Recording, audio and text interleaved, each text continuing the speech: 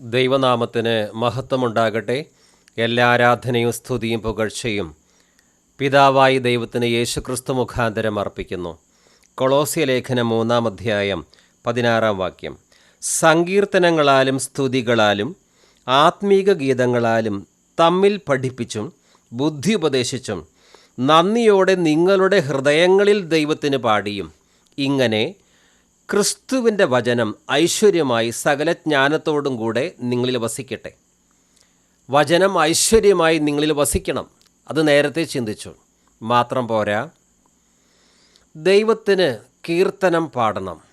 നന്ദി നിറഞ്ഞ ഹൃദയത്തോടെ സങ്കീർത്തനങ്ങൾ, സ്തുതികൾ ആലപിക്കണം. ഹൃദയത്തിലും സ്തുതി, അധരത്തിലും സ്തുതി. ചിലർ വചനം കേട്ടുകൊണ്ടിരിക്കും, പക്ഷേ ദൈവത്തെ സ്തുതിക്കുന്ന കാര്യത്തിൽ, അധരബലമെന്ന സ്തോത്രയാഗം അർപ്പിക്കുന്ന കാര്യത്തിൽ വളരെ പിന്നിലാണ്. എന്നാൽ വചനം ഹൃദയത്തിൽ സംഗ്രഹിക്കുന്നതിനോടൊപ്പം തന്നെ അധരത്തിൽ നിന്ന് സ്തുതി സ്തോത്രങ്ങൾ പൊഴിഞ്ഞുകൊണ്ടിരിക്കണം. ക്രിസ്തു ഇവർക്ക് വേണ്ടി ചെയ്ത അത്ഭുതകരങ്ങളായ കാര്യങ്ങൾ ഓർക്കുമ്പോൾ നന്ദി കൊണ്ട് ഹൃദയം നിറയുകയാണ്. ഹൃദയത്തിലുള്ള ദൈവത്തോടുള്ള നന്ദിയാണ് സ്തോത്രഗീതങ്ങൾ വഴി അധരം പുറപ്പെടുവിച്ചുകൊണ്ടിരിക്കുന്നത്. എനിക്ക് പിറുപിറുപ്പില്ല, പരാതിയില്ല. ദൈവം എന്നോട് ഒരു ബെറ്റർ ട്രീറ്റ്മെൻറ്റ് ചെയ്യേണ്ടതായിരുന്നു.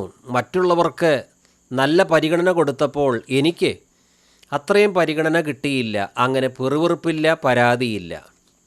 നാം വിചാരിച്ചതിനേക്കാളും ചിന്തിച്ചതിനേക്കാളും അത്യന്തം പരമായി ക്രിസ്തു യേശുവിൽ പിതാവായ ദൈവം നമ്മെ അനുഗ്രഹിച്ചിരിക്കുന്നത് കൊണ്ട് നമ്മൾ പിറുപിറുക്കുന്നവരല്ല. പിന്നെ നമ്മൾ എന്താണ് ചെയ്യുന്നത്? കൃതജ്ഞത നിറഞ്ഞ ഹൃദയത്തോടെ ദൈവത്തിന് സങ്കീർത്തനങ്ങളും ഗാനങ്ങളും ആത്മീയ ഗീതങ്ങളും പാടുമ്പോഴും. അതെ, പഴയ നിയമത്തിലും ദൈവഭക്തന്മാർ നന്ദി നിറഞ്ഞ ഹൃദയത്തോടെ ദൈവത്തിന് പാടി സ്തുതിച്ചു. ദാവീദും ആസാഫും ദൈവത്തെ സ്തുതിച്ചു. ആ സങ്കീർത്തനങ്ങൾ നമ്മൾ വായിക്കുന്നു, ധ്യാനിക്കുന്നു. എന്നാൽ സങ്കീർത്തനങ്ങൾ ആസാഫിനും ദാവീദിനും മാത്രമല്ല, നമുക്കോരോരുത്തർക്കും സങ്കീർത്തനങ്ങളുണ്ട്.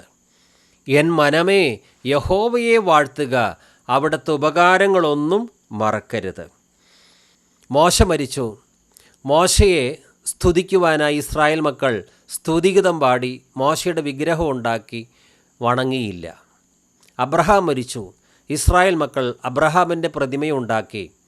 അബ്രഹാമേ, നീ നല്ലവനാണ്, വല്ലഭനാണ്, നീയാണ് നന്മ നേരുന്നവൻ എന്നൊക്കെ പറഞ്ഞ് അബ്രഹാമിനെ വാഴ്ത്തി സ്തുതിക്കുകയോ അബ്രഹാമിൻ്റെ ഓർമ്മ നിലനിർത്തുവാൻ ഒരു പെരുന്നാൾ, ഒരു വിഗ്രഹാരാധന, ഇതൊന്നും അവർ നടത്തുകയോ ചെയ്തില്ല. ഇസ്രായേൽ മക്കൾ നന്ദി നിറഞ്ഞ ഹൃദയത്തോടെ ജീവനുള്ള ദൈവത്തിന് സ്തുതികൾ ആലപിച്ചു കൊണ്ടിരുന്നു. പണ്ട് നമ്മളിൽ പലരും പാരമ്പര്യ സഭയിൽ, മതത്തിലൊക്കെ ആയിരുന്നപ്പോൾ അവിടെയും ചില സ്തുതിഗീതങ്ങൾ പാടിയിരുന്നു. അതിലൊരു പാട്ട് ഇതാണ്: ദൈവത്തെ വാഴ്ത്തിടുവിൻ, ദൈവനാമം വാഴ്ത്തിടുവിൻ, ദൈവവും മനുജനുമാം മിശിഹാനാഥനെ വാഴ്ത്തിടുവിൻ. ഈ പാട്ട് വളരെ പ്രസിദ്ധമാണ്. ഈ പാട്ടിൻ്റെ തുടക്കത്തിൽ ദൈവത്തെ വാഴ്ത്താനാണ് പറയുന്നത്. പക്ഷേ ആ പാട്ടിൻ്റെ താഴേക്ക് വരുമ്പോൾ മനുഷ്യരെ വാഴ്ത്തുവാൻ, അതും മരിച്ചുപോയ ഒരു മനുഷ്യ സ്ത്രീയെ, മറിയത്തെ വാഴ്ത്തുവാനാണ് ആവശ്യപ്പെടുന്നത്. ദൈവത്തിനും മറിയത്തിനും തുല്യസ്ഥാനം കൊടുത്ത് അവർ രണ്ടുപേരെയും വാഴ്ത്തുന്ന സ്തുതിഗീതങ്ങളാണ് പണ്ട് നമ്മൾ പാടിയിരുന്നത്. ദൈവത്തിനും മറിയത്തിനും തുല്യസ്ഥാനം കൊടുത്തുകൊണ്ട് രണ്ടുപേരെയും വാഴ്ത്തുന്ന സ്തുതിഗീതമാണ് ഇത്. പണ്ട് നമ്മൾ അറിവില്ലായ്മയിൽ അങ്ങനെയൊക്കെയാണ് ദൈവത്തെ സ്തുതിച്ചത്. ദൈവത്തെ വാഴ്ത്തിടുവിൻ, ദൈവനാമം വാഴ്ത്തിടുവിൻ, ദൈവവും മനുജനുമാം മശിഹാനാഥനെ വാഴ്ത്തിടുവിൻ. മശിഹാതൻ പൂജിതമാം തിരുനാമം വാഴ്ത്തിടുവിൻ, സ്നേഹത്തിനുറവിടമാം തിരുഹൃദയം വാഴ്ത്തിടുവിൻ. അങ്ങനെ ഒരു പ്രത്യേക ഹൃദയത്തെ മാത്രം വാഴ്ത്തുവാനോ കൈകളും കാലുകളും മറ്റ് അവയവങ്ങളും ലിവറും ഒക്കെ മാറ്റിവെച്ച് തിരുഹൃദയത്തെ മാത്രം വാഴ്ത്തി സ്തുതിക്കുന്ന ഒരു പാട്ട്. ഇനി താഴെ: പീഠത്തിൽ വാണരുളും മശിഹായെ വാഴ്ത്തിടുവിൻ, രക്ഷകനാ മശിഹാതൻ ദിവ്യനിണം വാഴ്ത്തിടുവിൻ. പീഠത്തിൽ വാണരുളും. എന്താണ് ഈ പീഠം? ഒരു സ്റ്റൂൾ, ഒരു ചെറിയ ഇരിപ്പിടം.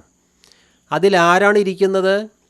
വിഗ്രഹം, യേശുവിൻ്റെതെന്ന് പറയുന്ന ഒരു സ്വരൂപം, ഒരു ഐക്കൺ, ചിലപ്പോൾ ഉണ്ണിമിശിഹായുടെ ഒരു പ്രതിമ, അല്ലെങ്കിൽ പൂർണ്ണ വളർച്ചെത്തിയ ഒരു പുരുഷൻ്റെ പ്രതിമ, അതിനെ ഒരു പീഠത്തിൽ വെച്ചിരിക്കുകയാണ്. പീഠത്തിൽ വാണരുളും മിശിഹായെ വാഴ്ത്തിടുവിൻ. ഇത് യഥാർത്ഥ യേശുവല്ല. കാരണം യഥാർത്ഥ യേശു ഒരു സ്റ്റൂളിലോ ചെയറിലോ പീഠത്തിലോ ഇരിക്കുന്നവനല്ല. സ്വർഗം എൻ്റെ സിംഹാസനം, ഭൂമി എൻ്റെ പാദപീഠം, നിങ്ങൾ എനിക്ക് ഒരുക്കുന്ന ആലയം ഏതു വിധം. ഈ പാട്ട് എഴുതിയത് ആബേലച്ചനാണ്. അപ്പോൾ അദ്ദേഹം അവരുടെ ആരാധനയ്ക്കായി പള്ളികളിൽ പോകുമ്പോൾ ഇങ്ങനെ പീഠത്തിൽ യേശുവിൻ്റെ ജീവനില്ലാത്ത പ്രതിമ വെച്ചിരിക്കുന്നതും അതിന് പുരോഹിതന്മാർ ധൂപം വീശി കൊടുക്കുന്നതും ജനങ്ങൾ കൂട്ടത്തോടെ വണങ്ങുകയും ആരാധിക്കുകയും ചെയ്യുന്ന പതിവ് ഉണ്ട്.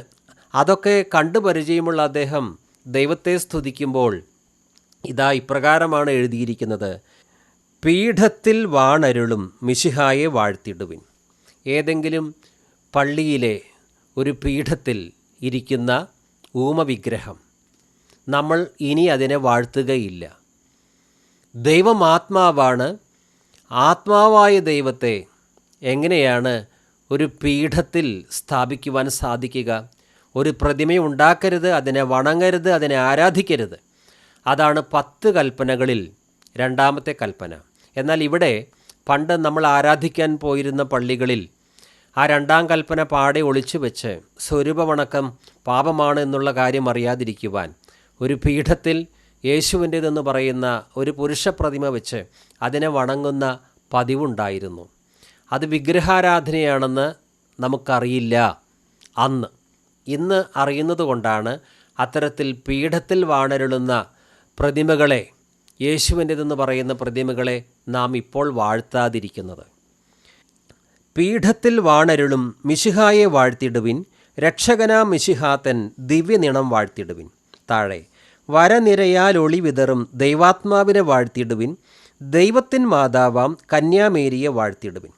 ദൈവത്തെ വാഴ്ത്തണം എന്ന് പറഞ്ഞുകൊണ്ട് നേരെ വരുന്നത് ഇനി മറിയത്തെ വാഴ്ത്തുവാനാണ്. അതും ഏതു തരത്തിലുള്ള മറിയമാണ്? ദൈവത്തിൻ മാതാവാം കന്യാമേരി. ബൈബിളിൽ ദൈവത്തിൻ്റെ മാതാവ് എന്ന് പറയുന്നൊരു മാതാവിനെ കാണുകയില്ല. എൻ്റെ കർത്താവിൻ്റെ അമ്മ എന്നാണ് എലിസബത്ത് മറിയത്തെ നോക്കി വിളിച്ചത്. ദൈവത്തിൻ്റെ അമ്മയില്ല. അതുപോലെ തന്നെ മറിയം യേശുക്രിസ്തുവിനെ പ്രസവിച്ചതിന് ശേഷം മറ്റു മക്കളെയും, ആൺമക്കളെയും പെൺമക്കളെയും പ്രസവിച്ചിട്ടുണ്ട്. അവരുടെ പേരും ബൈബിളിലുണ്ട്.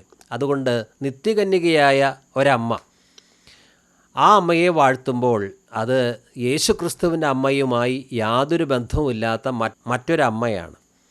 തുടക്കത്തിൽ ദൈവത്തെ വാഴ്ത്തിടുവിൻ, ദൈവനാമം വാഴ്ത്തിടുവിൻ എന്നെല്ലാം പറഞ്ഞ് നേരെ വരുന്നത് ബൈബിളിൽ കാണാത്ത ഒരു മറിയത്തെ വാഴ്ത്തുവാൻ. ദൈവത്തിനും ഈ പ്രത്യേകതരം മറിയത്തിനും തുല്യസ്ഥാനം കൊടുത്തിരിക്കുന്ന ഒരു പാട്ട്. ഇനി മറിയത്തിൻ നിർമ്മലമാം ഉദ്ഭവം വാഴ്ത്തിടുവിൻ, സ്വർഗാരോപിത മാതാവിൻ തിരുനാമം വാഴ്ത്തിടുവിൻ. മറിയത്തിൻ നിർമ്മലമാം ഉദ്ഭവം വാഴ്ത്തിടുവിൻ. എല്ലാവരും പാപികളാണെന്നും നീതിമാൻ ആരുമില്ല എന്നാണ് തിരുവചനം. അതിൽ മറിയവും പെട്ടു. എന്നാൽ ഇവിടെ ബൈബിളിൽ കാണാത്ത മറ്റൊരു മറിയം, ആ മറിയത്തിൻ്റെ ഒരു പ്രത്യേകത നിർമ്മലമായ ഉദ്ഭവം, അമലോദ്ഭവ. അതും യേശുവിൻ്റെ അമ്മയുമായി യാതൊരു ബന്ധവുമില്ല. ഇനി സ്വർഗാരോപിത മാതാവിൻ തിരുനാമം വാഴ്ത്തിടുവിൻ. സ്വർഗാരോപിത മാതാവ്, അങ്ങനൊരു മാതാവ് ബൈബിളിൽ ഇല്ല. 1950 മറിയം സ്വർഗാരോപിതയായി എന്നുള്ള പ്രഖ്യാപനമെല്ലാം വരുന്നത്. അപ്പോൾ ബൈബിളിൽ കാണാത്ത മറ്റൊരു മാതാവിനെ വാഴ്ത്തണം. എപ്പോൾ? ദൈവത്തെ വാഴ്ത്തുന്ന കൂട്ടത്തിൽ തന്നെ. ഇനി മറിയത്തെ മാത്രം വാഴ്ത്തിയാൽ പോരല്ലോ, ഹസ്ബൻഡിനെയും വാഴ്ത്തണം. നിർമ്മലയാം കന്യകതൻ വല്ലഭനെ വാഴ്ത്തിടുവിൻ. ദൈവത്തെ വാഴ്ത്തിടുവിൻ, ദൈവനാമം വാഴ്ത്തിടുവിൻ. അപ്പോൾ ദൈവനാമം വാഴ്ത്തണം, ദൈവത്തെ വാഴ്ത്തണം. പോരാ, മറിയത്തെയും ജോസഫിനെയും വാഴ്ത്തണം. അതും ബൈബിളിൽ കാണാത്ത ഒരു വിചിത്ര മറിയം, ബൈബിളിൽ കാണാത്ത പദവികളുള്ള ഒരു മറിയം. പണ്ട് നമ്മൾ ഈ പാട്ടെല്ലാം പാടിയത് ഇത് ദൈവത്തിന് മഹത്വം കിട്ടുന്നൊരു പാട്ടാണ്, ദൈവത്തെ വാഴ്ത്തിടുവിൻ, ദൈവനാമം വാഴ്ത്തിടുവിൻ. പക്ഷേ ഇപ്പോൾ നമുക്കറിയാം ഇത് മറിയത്തെയും ജോസഫിനെയും വാഴ്ത്തുവാൻ, ബൈബിളിൽ കാണാത്തൊരു പ്രത്യേക മറിയത്തെ വാഴ്ത്തുവാൻ ഉണ്ടാക്കിയൊരു പാട്ടാണ്. പക്ഷേ മുകളിൽ 2-3 സ്റ്റാൻസ ദൈവത്തെ വാഴ്ത്തിടുവിൻ എന്നൊക്കെ എഴുതിയിട്ടുണ്ട് എന്ന് മാത്രം. ഈ പാട്ട് ഇവിടെ അല്പം വിശദീകരിക്കാനുണ്ടായ കാരണം, ഇവിടെ അപ്പസ്തോലനായ പൗലോസ് സങ്കീർത്തനങ്ങളാലും സ്തുതികളാലും ദൈവത്തിന് കീർത്തനം പാടണമെന്ന് എഴുതിയപ്പോൾ, ദൈവത്തിന് മാത്രമാണ് സ്തുതികളും കീർത്തനങ്ങളും നാം മുഴക്കേണ്ടത്. മരിച്ചുപോയ മനുഷ്യർക്കല്ല, മറിയത്തിനല്ല, ഇപ്പോൾ ജീവനോടിരിക്കുന്ന സഭാപിതാക്കന്മാർക്കും നേതാക്കന്മാർക്കുമല്ല. ദൈവത്തിൻ്റെ ഒപ്പം തന്നെ മറിയത്തെയും ഏതെങ്കിലും മരിച്ചുപോയ വ്യക്തികളെയും വാഴ്ത്തുക, അത് ദൈവത്തിന് ഏറ്റവും അസഹനീയമായൊരു പാപമാണ്. കാരണം ഞാൻ എൻ്റെ മഹത്വം മറ്റാർക്കും കൊടുക്കുകയില്ല. യെശയ്യാ 42:8. അപ്പോൾ ഇവിടെ ഇതാ ദൈവത്തെ വാഴ്ത്തുന്ന അതേപോലെ തന്നെ മറിയത്തെയും വാഴ്ത്തുന്നു. അതും വചനത്തിൽ കാണാത്ത മറ്റൊരു മറിയം. ഇന്ന് നമ്മൾ ഇത്തരത്തിലുള്ള പാട്ടുകളൊന്നും പാടുന്നില്ല. കാരണം നമ്മോട് പറഞ്ഞിരിക്കുന്നത് ഈ രീതിയിലുള്ള ഓരോരുത്തരുടെ ഹൃദയത്തിൽ തോന്നിയ വചനവിരുദ്ധങ്ങളായ ആശയങ്ങൾ ഗാനരൂപത്തിലാക്കി അത്തരം പാട്ടുകൾ പാടാനല്ല പറഞ്ഞിരിക്കുന്നത്. നാം ധ്യാനിക്കുന്ന വാക്യം ഇതാണ്. കൊളോസ്യ ലേഖനം 3:16 സങ്കീർത്തനങ്ങളാലും സ്തുതികളാലും ആത്മീക ഗീതങ്ങളാലും തമ്മിൽ പഠിപ്പിച്ചും ബുദ്ധി ഉപദേശിച്ചും നന്ദിയോടെ നിങ്ങളുടെ ഹൃദയങ്ങളിൽ ദൈവത്തിന് പാടിയും. മറിയത്തിന് പാട്ട് പാടിക്കൊടുക്കാനല്ല, മറിയത്തെ സ്തുതിക്കാൻ വേണ്ടിയാണ് കൊന്ത നമ്മൾ പണ്ട് ചൊല്ലിയിരുന്നത്. അത് പരിശുദ്ധ ദൈവമാതാവിനെ സ്തുതിക്കായിട്ടാണെന്നാണ് ആരംഭത്തിൽ എഴുതിയിരിക്കുന്നത്. അങ്ങനൊരു മാതാവില്ല എന്ന് നമുക്കറിയാം. ദൈവം മാത്രമാണ് പരിശുദ്ധ പിതാവ്. അപ്പോൾ ഇവിടെ ദൈവമക്കളോട് തിരുവചനം ആവശ്യപ്പെടുന്നത് മറിയത്തെ സ്തുതിക്കാനോ മറിയത്തിൻ്റെ ഭർത്താവിനെ ജോസഫ് എന്ന വല്ലഭനെ സ്തുതിക്കാനൊന്നുമല്ല. പിന്നെയോ സങ്കീർത്തനങ്ങളാലും സ്തുതികളാലും ആത്മീക ഗീതങ്ങളാലും തമ്മിൽ പഠിപ്പിച്ചും ബുദ്ധി ഉപദേശിച്ചും നന്ദിയോടെ നിങ്ങളുടെ ഹൃദയങ്ങളിൽ ദൈവത്തിന് പാടിയും ദൈവത്തിന് കീർത്തനം അർപ്പിക്കുക. ദൈവമക്കൾ ഇന്ന് അതാണ് ചെയ്തുകൊണ്ടിരിക്കുന്നത്.